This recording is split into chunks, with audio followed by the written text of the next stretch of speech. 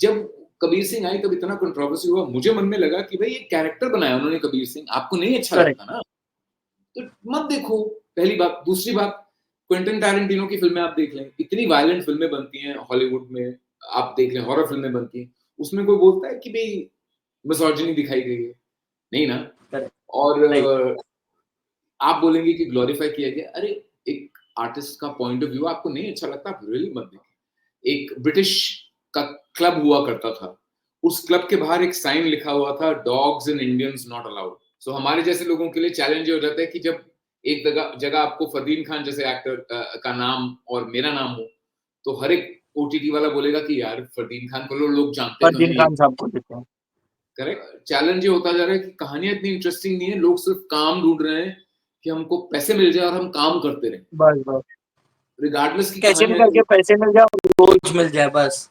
Because जीना जीना भी तो है ना, Mumbai is a very expensive place to live. तो ये सर्वाइव जो भी करना मिल है, रहा है करेक्ट। जो भी मिल रहा है चुपचाप बैठ के कर लो। तो मैंने बोला सर छोटा सा इम्प्रोव करते हैं टू रीच दैट सीन, और उन्होंने बोला यस ऑफ कोर्स। और जब हमने वो सीन किया, he said I like it, हम इसको रख रहे हैं। सो दैट्स अ, वो बहुत अच्छा फील होता है फॉर एन एक्टर, स्पेशली जो थिएटर से हूँ कि अगर आपको फ्यूचर में संदीप बांगा जी इनवाइट करते हैं किसी भी रोल को लेके, तो आप काम करेंगे?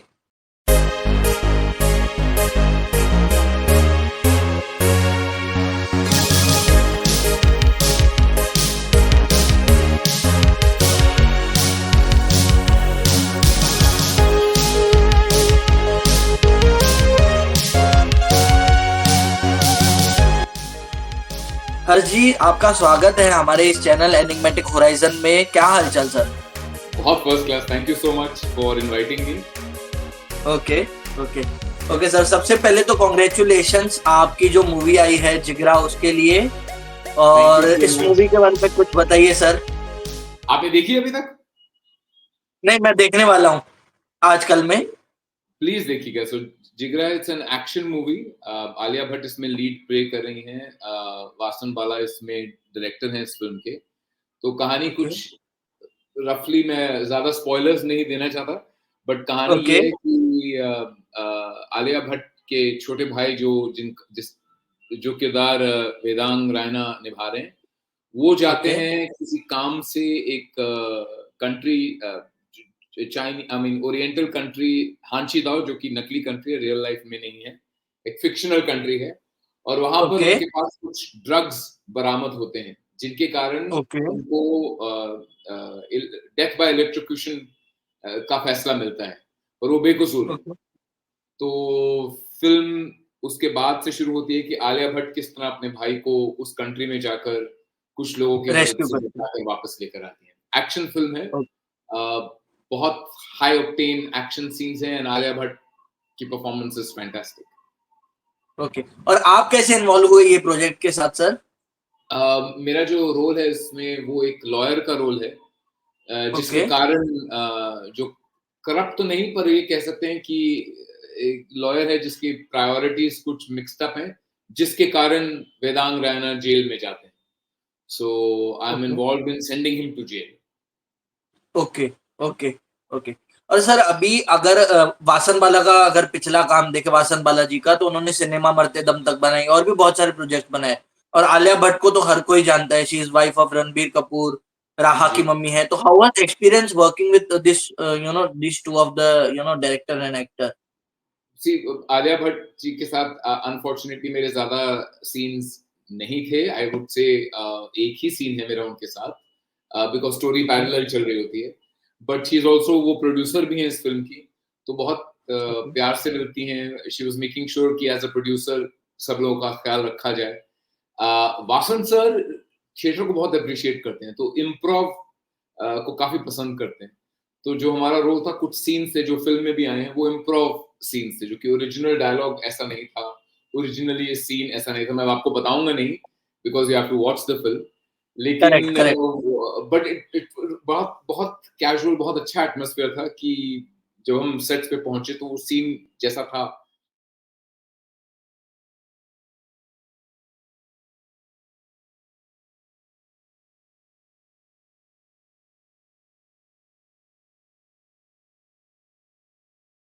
तो मैंने बोला सर छोटा सा इम्प्रोव करते हैं टू रीच दैट सीन, और उन्होंने बोला यस ऑफ कोर्स, और जब हमने वो सीन किया, he said I like it, हम इसको रख रहे हैं। सो दैट्स अ, वो बहुत अच्छा फील होता है फॉर एन एक्टर, स्पेशली जो थिएटर्स में हूँ, कि डायरेक्टर की एक विजन थी, पर उन्होंने आपका काम देखकर बोला नहीं, आई लाइक इट, इसको रखते हैं। So very good experience, amazing. Vasan साहब बहुत चिल्ड तो आदमी मतलब ऑन द स्पॉट आपने काफी इम्प्रोवाइज किया, ये जो जितने भी सीन्स आपने किए उसमें काफी इम्प्रोवाइजेशन किया आपने, करेक्ट? काफी का, काफी नहीं, पर हाँ इम्प्रोव किया। ओके, जो एक या दो सीन है उसमें डेफिनेटली इम्प्रोव है, जो हमारा मैं और मेरे जो ओके, को एक्टर थे आदित्य, उनका इकट्ठे का था। यस। Okay, okay sir. और ये काफी लोग ये कह रहे हैं कि मूवी जो है सेकंड हाफ में थोड़ी सी स्लो है इन टर्म्स ऑफ पेस। तो आपने देखी थी रिलीज के पहले ये मूवी? मैंने पहले भी देखी थी और रिलीज के बाद भी देखी है। यस। ओके, तो ओके, वो कोई स्लो नहीं है। I don't think it is slow at all. I think एक फिल्म, ये उस किस्म की फिल्म है जो कि I wouldn't say American, but western action फिल्मों के ऊपर बेस्ड है। वो ऐसा है कि okay, slow in the sense कि कुछ चीजें हैं जो कि इमोशनली कुछ और कैरेक्टर्स को इंट्रोड्यूस किया जा रहा है। जनरली अगर आप किसी भी अच्छी कहानी को, अगर आप एज अ राइटर, मैं आपको बताता हूँ कि कोई कहानी आपको तब पसंद आती है अगर हीरो के, कहानी के जो प्रोटैगनिस्ट हैं उनके रास्ते में काफी अड़चन डाल दी जाए, अर्चन और वो डाल दी उन अड़चनों को कैसे ओवरकम करते हैं।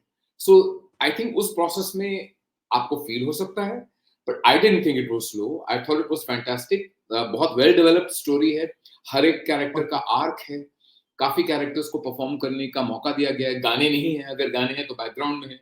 मुझे लगता है कि ओके, गाने आजकल के जमाने में स्टोरी लाइन के नैरेटिव को स्लो कर देते हैं, तो ऐसा कुछ नहीं करेक्ट, था। There were no okay, songs, अगर गाने हैं वो बैकग्राउंड में है। It's very fast action, Alia Bhatt has done amazing action, पर सी ओके। सिर्फ action action action action action करेंगे तो आप उससे भी ज्यादा बोर हो जाएंगे। बोर हो There's a lot जाएंगे, correct, correct. there's an emotional depth, इस फिल्म में एक इमोशनल डेप्थ है, आलिया के वेदांग रैना के कैरेक्टर को डेवलप करने के लिए इसकी जरूरत थी। सो मुझे नहीं लगा स्लो है, मैंने 2 बार देखी, I loved it. Okay, okay sir. So आपका जो फर्स्ट नॉवेल है इकाकी, उसके बारे हाँ, में कुछ बताइए, like would you like to talk about it? या I'd love to talk about it. Actually, I can show you the copy. एक सेकंड होल्ड कीजिए। So ये रहा मेरा फर्स्ट नॉवल एकाकी। ये amazing poster, yes. Thank amazing you, मतलब जो है ना कवर है, हाँ। Thank you so much. एकाकी एक 14 साल की लड़की की कहानी है। It's historical novel.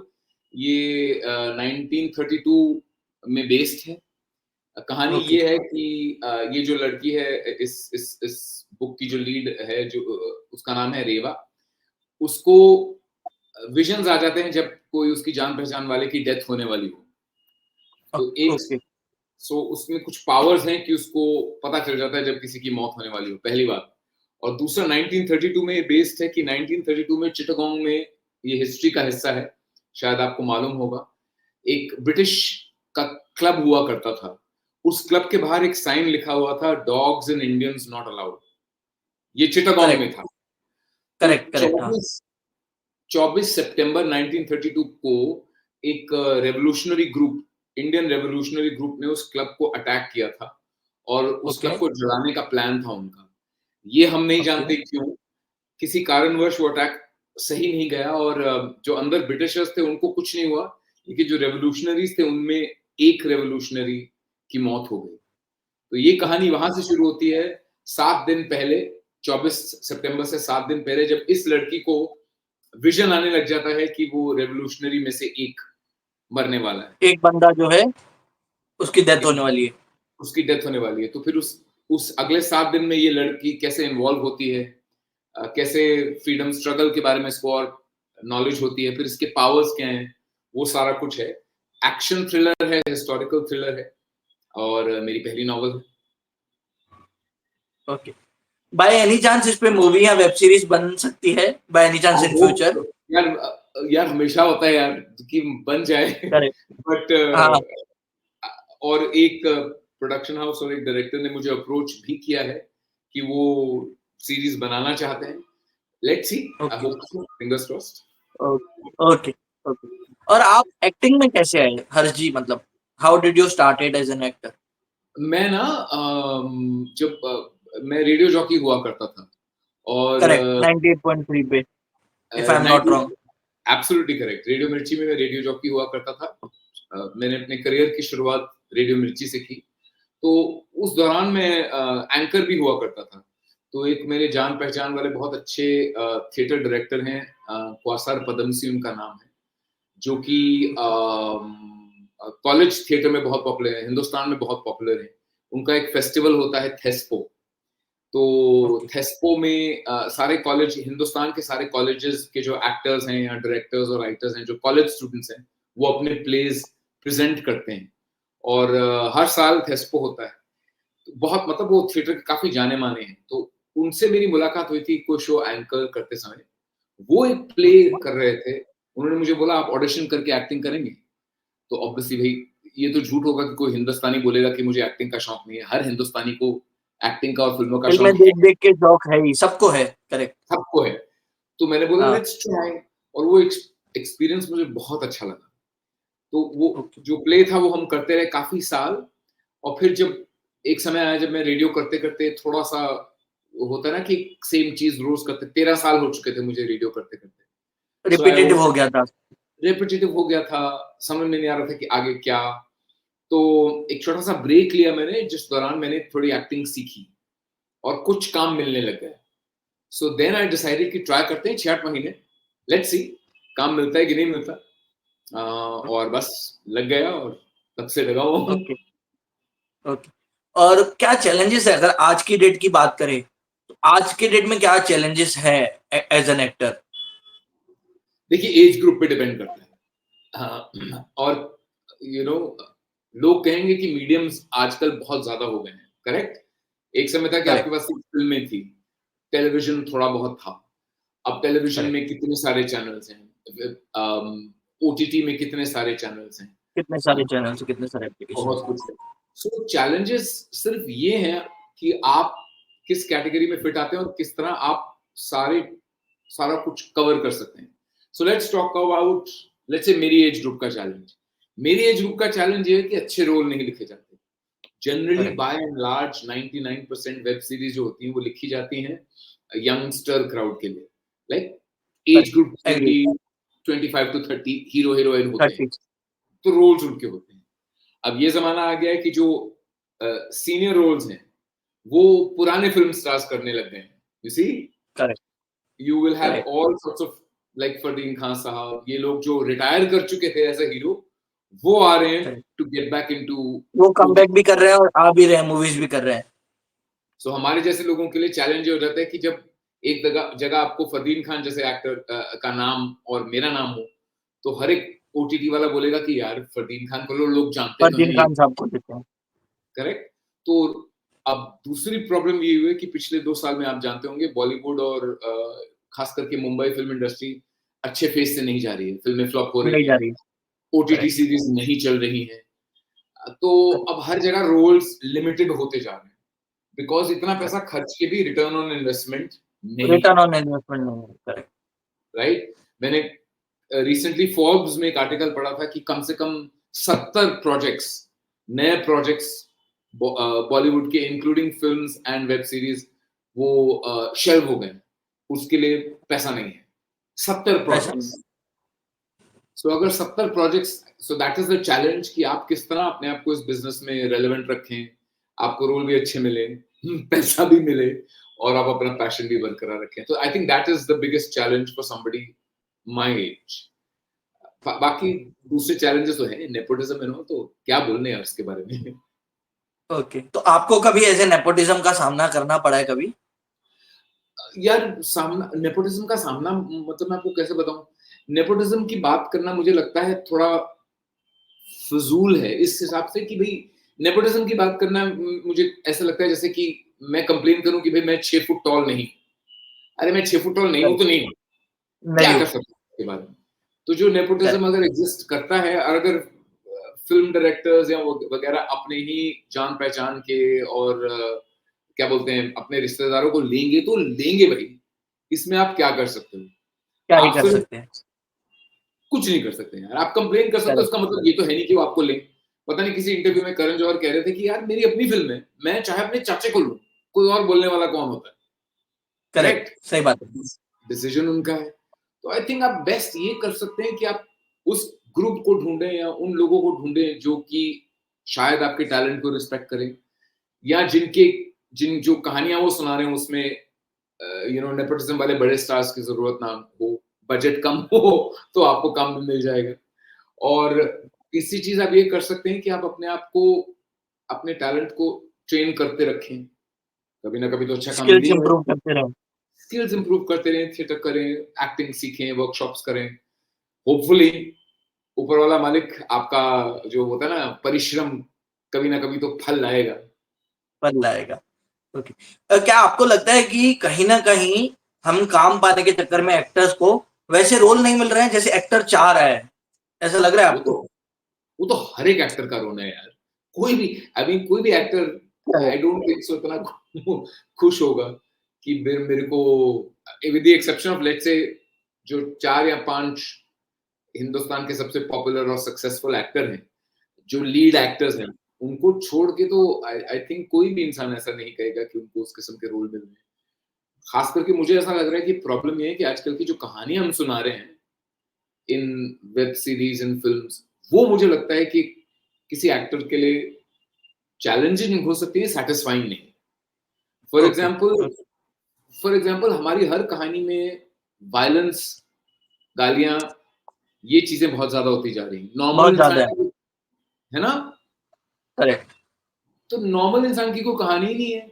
रिसेंटली मैं एक वेब सीरीज, एक बहुत फेमस यूट्यूबर है, मैं नाम नहीं दूंगा क्योंकि लोग मेरे को गालियां देंगे, उनकी एक वेब सीरीज आई है जिसमें वो एक प्रोस्टिट्यूट के साथ है। तो मैंने बोला यार ये कहानी किससे रिलेटेड है? कौन सा इंसान है जो कि नॉर्मल इंसान है और मतलब जिसकी पूरी लाइफ की कहानी एक प्रोस्टिट्यूट से रिलेटेड है, या गैंगस्टर से रिलेटेड होगी, या रिलेटेड है। गालियों से रिलेटेड होगी, या मुझे समझ में नहीं आया।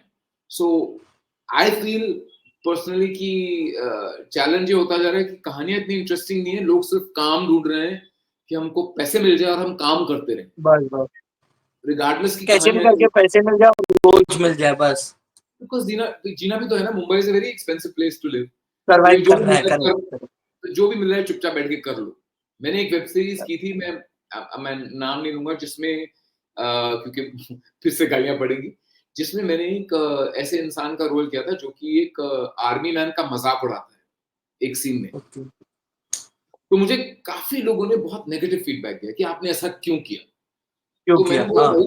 मैंने बोला भाई स्क्रिप्ट ऐसी थी, मुझे रोल मिला, मुझे पैसे मिले, मैंने कर लिया। तो कर उसके लिया। बाद उन्होंने तो कुछ नहीं बोला, पर मुझे लगा हाँ यार, क्या क्या ये जरूरी था? उसका हम्म। जवाब ये है कि मैं उस पोजीशन में नहीं हूँ कि मैं रोल को ना करूं। यू नो ना व्हाट आई करूं। मीन? करेक्ट। तो वो एक्टर की हमेशा दुविधा रहेगी कि मैं हाँ करता हूँ, क्या स्क्रिप्ट इतनी अच्छी है? नहीं है तो फिर मैं क्या करूं? ना करूं? क्या करूं? करेक्ट। ओके। ओके। आपने बहुत सारी फिल्मों में काम किया है, सो आपके दिल के करीब कौन सी फिल्म है? अभी एक फिल्म आने वाली है जिसका नाम है मेहता बॉयज, जो कि बमन ईरानी साहब ने डायरेक्ट की है। वो ओके, आई बमन थिंक ईरानी साहब। उनकी पहली फिल्म है as a director, as a as writer. A director, हाँ। Correct. I I am very very honoured, proud, privileged. मैं जो भी कहूँ कम है। एक्सपीरियंस जो बमन साहब के साथ काम करने का, एक तो मैं थिएटर से हूँ, बमन साहब को मैं सालों से देखता आया हूँ थिएटर करते हुए। जब वो मुन्ना भाई एमबीबीएस से पहले थिएटर करते थे, तब भी मैंने उनके 2-3 प्लेस देखे हैं जिनमें देखे उन्होंने, हैं।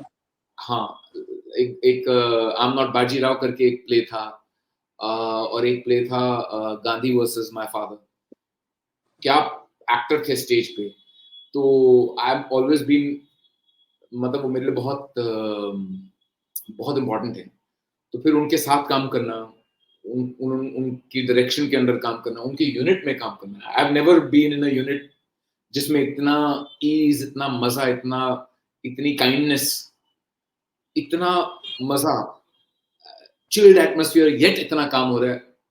नोबडी लाइक बमन है। मेरा सबसे okay. Best experience Boman sir के साथ काम करने का। Okay. So we are also looking forward. तो ये ओटीटी पे रिलीज होगी या थिएटर में रिलीज होगी? मतलब I it's a web series और movie? It's a film. It's a film. Boman Irani साहब ने डायरेक्ट किया. It's a film. Currently, I think just recently Toronto Film Festival में I think इस weekend वो कुछ award जीती है. So I think OTT पर ही रिलीज होगी. मैं कहना नहीं चाहूँगा confirm, but अभी वो काफी film festivals के rounds कर रहे हैं. I think Vancouver में भी एक, शिकागो में भी एक film festival में it was given top honors. फिर इसमें भी it was given टोरंटो में भी film festival में बमन सर को एक award मिला है. So I'm very excited for the film कि आप सब लोग देखें and very happy for Boman sir. Very happy for Boman. बिल्कुल, बिल्कुल हम देखेंगे बिल्कुल. और आपने कबीर सिंह में काम किया, उनके जो डायरेक्टर हैं संदीप वांगा, वो कुछ ना कुछ कंट्रोवर्सी में एक लास्ट 1 ईयर से जो है कंट्रोवर्सी में है. तो आपका कैसा एक्सपीरियंस था? और संदीप जी को भाई मुझे तो I'll be very very honest with you, controversy के ऊपर भी मैं बात कर, on the sets he was very kind, he was very professional, very courteous, ऐसा कुछ भी नहीं था. While working for Kabir Singh, बल्कि जब कबीर सिंह के बारे में उन्होंने कुछ कहा भी तो उनका आर्गुमेंट लोगों ने काफी मैनिपुलेट कर दिया था, और एनिमल को तो लेकर लोग इतना कुछ बोल रहे हैं. आई जस्ट कीप थिंकिंग, मतलब हम इतनी वायलेंट फिल्में हॉलीवुड की भी देखते हैं, मतलब क्विंटन टैरेंटिनो की फिल्में देख लें, आप उस हिसाब से लेना. क्विंटन टैरेंटिनो की फिल्म्स को आप देख के कोई बोलता है कि उसमें मिसोजिनी है, ये है वो है. अरे उन्होंने एक फिल्म बनाई, कबीर सिंह भी उन्होंने एक कैरेक्टर बनाया. आपको कैरेक्टर नहीं अच्छा लगता? एब्सोल्युटली. उस कैरेक्टर को ग्लोरीफाई किया गया, एब्सोल्युटली आपका पॉइंट ऑफ व्यू है. I think he was very courteous and kind and professional sets पे. कभी चिक्का चिल्ली ऐसा कुछ नहीं था संदीप सर के साथ. जब कबीर सिंह आई तब इतना कंट्रोवर्सी हुआ, मुझे मन में लगा कि भाई ये कैरेक्टर बनाया उन्होंने कबीर सिंह, आपको नहीं अच्छा लगता ना तो मत देखो. पहली बात. दूसरी बात, क्विंटन टैरेंटिनो की फिल्में आप देख लें, इतनी वायलेंट फिल्में बनती हैं हॉलीवुड में, आप देख लें हॉरर फिल्में बनती हैं, उसमें कोई बोलता है कि भाई मिसोजिनी दिखाई गई है? नहीं ना. और आप बोलेंगे कि ग्लोरीफाई किया गया. अरे एक आर्टिस्ट का पॉइंट ऑफ व्यू आपको नहीं अच्छा लगता, आप रियली मत देखें. जब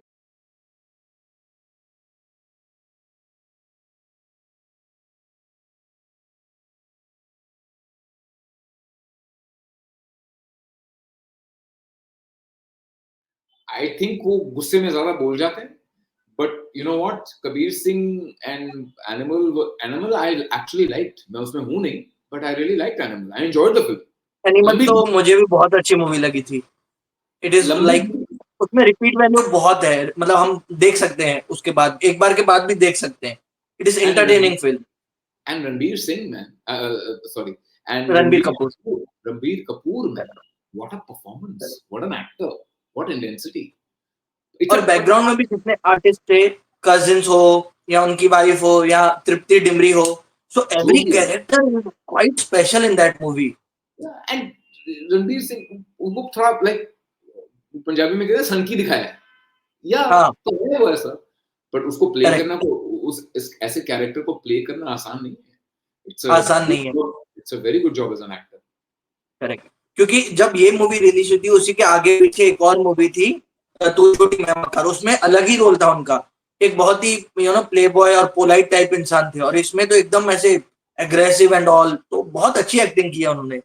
Ranbir Kapoor is one of my favourite actors. मैंने उनको मैं शायद उनकी फिल्मों की चॉइस के साथ 100% अग्री ना करूं, बट उनको कभी भी देखकर स्क्रीन पर आपको ऐसे नहीं लगता कि उनका परफॉर्मेंस उनकी 100% से कुछ कम है. करेक्ट. एग्री. और अगर आपको फ्यूचर में संदीप वांगा जी इनवाइट करते हैं किसी भी रोल को लेके, तो आप काम करेंगे? एब्सोल्युटली भाई. कोई भी वो को बहुत मैं आपको साफ हर सुनहरे अक्षरों में लिख के देता हूँ. जितने लोग संदीप वेंगा रेड्डी को भी उल्टा सीधा बोल रहे हैं ना, कल संदीप वेंगा रेड्डी उनको फोन करेंगे ना, सब तैयार हो जाएंगे. मैं क्या चीज, सब तैयार हो जाएंगे. सब एक्टर तैयार हो जाएंगे. बहुत कम डायरेक्टर्स हैं जिनकी 2 फिल्में सब्सिक्वेंटली इतनी बड़ी हिट हुई हैं. करेक्ट. तो उस एक फिल्म ने तृप्ति का करियर बना दिया, कितने लोगों का करियर बना दिया. मतलब लोगों ने जिस हिसाब से देखी है वो film, why won't any actor work? as long as आपको रोल पसंद है, why not? Absolutely yes. Okay. आपने के मेनन जी के साथ भी एक सीरीज की, स्पेशल ऑप्स 1.5. तो उस रोल के बारे में कुछ बताइए, कैसे आप इन्वॉल्व हुए इस मूवी, मतलब इस सीरीज में. Sorry. Involve in the sense कि मतलब वो एक ऑडिशन था, मैंने किया और वो उसमें था इम्पोर्टेंट रोल नहीं था मेरा, पर वो जो चौटाला वाला कैरेक्टर था वो बड़ा वायरल हो गया है। I can not tell you मुझे कितने लोगों ने इन द लास्ट 2 साल कितने लोगों ने मुझे सड़क पे पहचाना है। अब मैं रिसेंटली जयपुर में था and I was on stage for a play and somebody up came up to me and told me आप चौटाला थे। सो नीरज पांडे साहब के साथ again it was a wonderful experience working with him. I was he very is very very good director. Yes. Very good director. और वो सबसे बढ़िया बात थी उसमें उस सीरीज में मेरा एक और बड़ा अच्छा सीन था। First of all KK Menon let me first talk about KK Menon साहब। उनके साथ मैंने अभी एक और सीरीज की है यूनियन जो कि जियो पर आएगा। I don't know when but KK Menon is fantastic. बहुत चिल्ड इंसान है सेट्स पे, अपना काम करके आते हैं, रिहर्स करते हैं, एक्ट करते हैं, कोई तामझाम चिकाचिली nothing. He is very focused, quiet, unassuming, focus. Very. तो मुझे so that's one thing about working and Neeraj Pandey साहब का सेट, चाहे वो 40, 50 या 60 लोगों को कोऑर्डिनेट कर रहे हैं इन वन शॉट, कभी भी उनके सेट पर आपको ऊंची आवाज सुनने को नहीं मिलेगी किसी की भी। विच इज अगर कभी किसी फिल्म सेट पर आप जाएंगे तो बहुत चीका चिल्ली हो रही होती है। चिल्ली होती है। अगर आप कभी गए हो तो मतलब लाइट वाला सेट कर रहा है, कोई उसको चिल्ला रहा है, सेट वाले लगे हुए हैं, कॉस्ट्यूम्स वाले चिल्ला रहे हैं, बिफोर द शॉट हैपेंस बहुत चीका चिल्ली हो रही होती है। नॉट नीरज पांडे साहब के सेट्स में नहीं, सब कुछ बहुत साइलेंटली होता है, सब कुछ बहुत शांत तरीके से होता है। लोग ऐसे बात करते हैं सेट्स पे जो कि मैंने कभी एक्सपीरियंस नहीं किया। So the most amazing thing was एक शॉट था, अगर आप कभी देखें स्पेशल ऑप्स में एक शॉट था जिसमें जो कि 9 मिनट का शॉट था, 8 मिनट का शॉट था I think if I am not mistaken, okay. जिसमें विनय पाठक कमरे से निकलते हैं, कैमरा उनको फॉलो करता है, वो बाहर जाते हैं, जीप में बैठते हैं, जीप में कोई आके उनको कुछ बोलता है, जीप से बाहर निकलते हैं, वो कॉरिडोर से चलते हैं वगैरह वगैरह, आते हैं मेरे कमरे में आते हैं, फिर मैं उनके साथ बात करता हूँ, फिर कैमरा उनको फॉलो करता है, हमारा कॉन्वर्सेशन खत्म होता है और वो बाहर जाते हैं और दरवाजा बंद होता है। ये एक शॉट था, एक टेक में करना। आई थिंक हमने कोई 8 या 9 बारी उस पूरे शॉट को रिहर्स किया and we shot it twice. और एक बार भी मैंने चीका चिल्ली नहीं सुनी। तो सो वंडरफुल कि इस तरह का शॉट हमने शूट किया। टेक्निकली बड़ा मुश्किल होता है क्योंकि हमने कोई करेक्ट करेक्ट। कट्स नहीं किए, कोई क्लोजेस नहीं लिए, जो भी मूविंग कैमरा था वो हमने किया। और इतना लंबा कोऑर्डिनेट करना, 2 कॉरिडोर में से निकलना, दैट वाज नीरज पांडे साहब फोटे। Superb experience. बड़ा एक्साइटिंग होता है ऐसा करना है, बड़ा खुश हो जाता है, अरे यार आज हमने ये किया। अच्छा, मतलब शांति वाला माहौल था, शांति में काम हुआ एकदम। बहुत बहुत बहुत शांति। Okay okay. हर एक इंसान जानता था कि उसको क्या करना है, उसको इतने क्लियर कट इंस्ट्रक्शंस थे, किसी को कुछ पूछने या सवाल पूछने या कुछ गलत करने की गुंजाइश नहीं थी। It's a big thing. Okay correct. So कोई ऐसे डायरेक्टर हैं जिनके साथ आप फ्यूचर में, आपके फेवरेट डायरेक्टर जिनके साथ आप काम करना चाहेंगे? भाई जोया अख्तर जी एक हैं, I would love to work with her. And मेरे कुछ नियर मिसेस हुए हैं, मतलब कुछ रोल्स मेड इन हेवन में मैं कुछ करने वाला था, जो नहीं कर पाया था, डेट्स का इशू था last minute. So I really मैंने ऑडिशन किया था आल्सो फॉर द आर्चीज, वो भी नहीं कर पाया था। जोया अख्तर जी एक हैं, आई थिंक रीमा काकटी एक हैं जिनके साथ मैं काम करना चाहूंगा। ऑल्दो रीमा काकटी जी की एक फिल्म आई थी हनीमून ट्रैवल्स, जो उनकी पहली हाँ फिल्म, करेक्ट। आपने देखी थी कभी? हाँ मैंने बहुत चाइल्डहुड में देखी थी, 2007 आई बिलीव। हाँ 2007 में। तो उसमें पूरी फिल्म में एक रेडियो जॉकी बैकग्राउंड में बोल रहा होता है, सीन्स इंट्रोड्यूस कर रहा होता है, ओके। वो रेडियो जॉकी मैं हूँ। ओके, तो वो मैंने मतलब आपने वॉइस लैंड की है वो मूवी के वॉइस लिए? थी, तो मैंने उनके साथ स्टूडियो में काम किया था वॉइसिंग करने में। But I would love to be directed by, तो ये दोनों हैं। और तो यार every day new directors come. I'd love to work with Vasan sir again. Paman sir अगर जब next film लिखेंगे बनाएंगे तो मैं तो उनके घर के बाहर खड़ा हूँगा लोटा लेके, sir please. Okay okay good. तो आप एआई के इम्पैक्ट को कैसे देखते हैं? एंड मतलब अभी देख रहे हैं जैसे, तो वॉइस क्लोनिंग भी हो रही है आजकल, जी तो जी। आप एआई के इम्पैक्ट को आर्टिस्ट के लाइफ में कैसे देखते हैं? देखिए, वरी डरने की बात थोड़ी है। आई डोंट नो एक्टर्स के लिए इतना, अनलेस आप इफ अगर आप वॉइस ओवर आर्टिस्ट हैं तो आई थिंक काफी डरने की बात है, बिकॉज काफी चीजें हैं जो कि वॉइस ओवर आर्टिस्ट या डबिंग आर्टिस्ट उनको 100% असर पड़ेगा या असर पड़ रहा होगा, because it's an added expense. कोई भी बिजनेसमैन सोचेगा कि मैं पैसे क्यों खर्चूं। आप खुद अगर मेरा एवरीडे कंप्यूटर से काम हो रहा है तो मैं इंसान को पैसे क्यों दूं? करेक्ट। शशि, आप खुद एक रेडियो जॉकी रह चुके हैं, आप खुद एक वॉइस ओवर आर्टिस्ट रह चुके हैं, आपने एनिमेटेड करेक्ट, फिल्में करेक्ट। की हैं, आपने ये सब किया है। तो जब मुझे, आपने ये भी नोटिस किया होगा कि एनिमेटेड फिल्म जब आप या डबिंग करने जा रहे होते हैं, तो डबिंग आर्टिस्ट और रिकॉर्डर के साथ जो जो रिकॉर्डिंग प्रोड्यूसर है, उन दोनों को छोड़ के कमरे में कम से कम 36 और लोग होते हैं जो कि अपनी विशेष टिप्पणी दे रहे होते हैं। ठीक है, करेक्ट, ये एग्री। ऐसे करो, ऐसे करो, that is all added expense. तो अगर कोई प्रोड्यूसर सोच रहा है कि यार मुझे ये एडेड एक्सपेंस की जरूरत क्या है, मैं इतने पैसे क्यों खर्चूं, जब मैंने एक बटन दबाया मेरे को मिल जाएगा, why will not he avail, करेगा ही ऐसा, करेक्ट। उसके लिए आसान हो गया। So it's going to be very tough for voice over artists कि वो जितना पैसा कमाते हैं उनके एवेन्यूज घटने वाले हैं, आई एम वेरी श्योर घट चुके हैं हम। बट मैं ये भी जानता हूँ कि एक ह्यूमन एलिमेंट होता है जो कि कुछ लोग पसंद करते हैं, उसके बिना कुछ काम लोगों नहीं। को ह्यूमन चाहिए, करेक्ट। हाँ, तो और ये जरूर हो जाएगा कि काम थोड़ा एक्सक्लूसिव हो जाएगा, काम थोड़ा क्वालिटी का मांगेंगे लोग, तो आपको वो क्वालिटी डिलीवर करना पड़ेगा। करनी, correct. Same and for last acting, नहीं, आप बोल रहे हैं same for? Same for actors. Unfortunately जो एटलीस्ट इंडिया में भी नहीं हुआ, पर आई थिंक अगर आपने पढ़ा हो, जब जो 1-1.5 साल पहले हॉलीवुड में एक स्ट्राइक हुई थी, बड़ी जबरदस्त स्ट्राइक हुई थी, कुछ फिल्में नहीं बनी थी, आई डोंट नो अगर आपको याद होगा, क्योंकि उन्होंने कॉन्ट्रैक्ट्स ऐसे लिखवा लिए थे कि अगर आप जूनियर एक्टर हैं, they don't call them junior actor, पर अगर आप एक्टर हैं जिसका मेन रोल नहीं है और आपकी एक इमेज या आपका एक सीन शूट कर लें, वो एक सीन प्रोड्यूसर जब भी चाहे आपकी लाइकनेस को यूज कर सकता है उस पूरी फिल्म में, without paying you for it. तो वो बहुत टेंशन वाला माहौल था, जिसके कारण सारे लोगों ने प्रोटेस्ट किया था कि ये क्लॉज निकालिए। फिर एक बार आपने या तो हमको रॉयल्टी दीजिए, करेक्ट। जो इंडिया में नहीं है। सी इंडिया में अब्रॉड, नहीं है वो। अब्रॉड में अगर आपको टीवी सीरियल भी करें, वेब सीरीज भी करें, तो आपका क्लॉज ऐसा होता है, आपका मैनेजर अच्छा हो तो आपको ऐसा क्लॉज दिलवा देता है कि आपको रॉयल्टी मिलती रहे। मतलब एक बारी आपका रॉयल्टी सीरियल मिलेगी। निकल गया तो कहीं पर भी कभी भी टेलीकास्ट हो रहा है तो कुछ पैसे आपको मिलते रहेंगे। फॉर एग्जाम्पल फ्रेंड्स करेक्ट, एक टेलीविजन शो है करेक्ट।